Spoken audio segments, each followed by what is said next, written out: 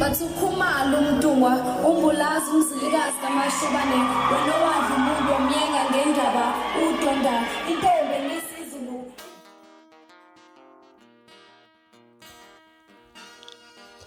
Isilomo somsakazo wokhozi FM uKhathide Ngobe sithi sizothatha izinyathelo zomthetho uma abahleli bomcimbi iyakhuphuka inqwele coronation beqhubeka nokusebenzisa igama laso ngoba kukho kumhlanganisa nalo mcimbi okanye lo mqhudelwano. Nginibingelele iphinde futhi nginamukele kule channel ehamba phambili kuyazo mina ngumfeza ngintuthu ngakhumalo bathi ilast bona amakomenti mhlabe mangabe usemusha la ekhaya uzaphinde ngicela enze sure ukuthi uyasubscribe ungakhohlwa ukukhomenta nokulike kanjalo futhi nokushare kuyikhona okukhulu kunakho konke. Isilomo somsakazo ukhozi FM uKhathide Ngobe sithi sizothatha izinyathelo zomthetho uma abahleli bomcimbi iyakhuphuka inqwele coronation beqhubeka nokusebenzisa igama laso ngoba kukho kumhlanganisa nalo mcimbi. NgoLwesithathu ntambama enkosi Albert Luthuli International Convention Center eThekwini kwethule lo mcimbi okuthiwa uzoba seMoses Mabhida Stadium ngomhla ka-30 September. Kuthi ungokuhlonipha isilumo isizulu kaZwelithini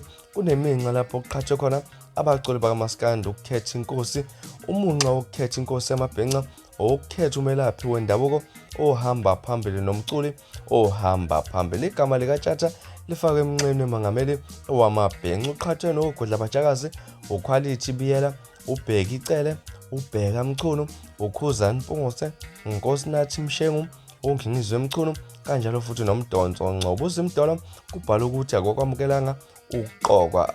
uTshatha uphawula ukuthi akamazi umhlelo walo mcimbi, uthumela uTJ Mthembu kuye kuthanga ngabantu baphakamisa igama lakhe, uthumela ifomu yokuthi asayine uma evumelana. Ushilo ukuthi akanayo intshisekelo ukudlulisa nomlayezo kubo kusho lapha uTshatha owethula uwoza nabangani bakho ngo-3 to 6 ntambama phakathi eNavy. Akazoba eyingxenye yalento enayo lento ukuthi amaBhinca anomongameli akayazi bayibona nje lapha ezinkundleni zokuxhumana ngeke abe ingxenye ubazisile ukuthi abakhiphe igama lakhe. Uthe unqabe ngisho amenywa esithangameni sabezindaba e-ICC ngoba ongafuni ukumhlanganisa nalo mcimbi. Lo muntu ufuna ukudayisa imicimbi ngamagama abo uma eqhubeka angalikhiphi igama lakhe uzothatha izinyathelo zomthetho. Unxusa abalandeli bakhe ukuthi bangalokuthi bemvotele ngoba yabatshela yena uma kukhona lapha ecela ukuthi bameseke khona. Imizamo yokuthola okukhulumela abagqugquzeli bomcimbi uThobani Manyoni ayiphumelelanga izolo njengoba inombolo yakhe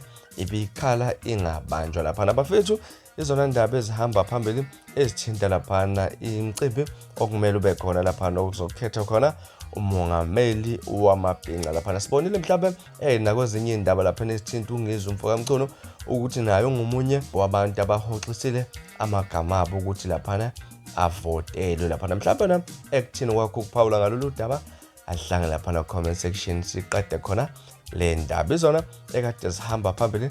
Ungakhohlwa ukukhomenta nokulike kanjalo futhi nokushare kuyikhona okukhulu kunakho konke bese nangilandela kuFacebook @RightNkezo. Nisiphathe kahle, ngithanda kakhulu.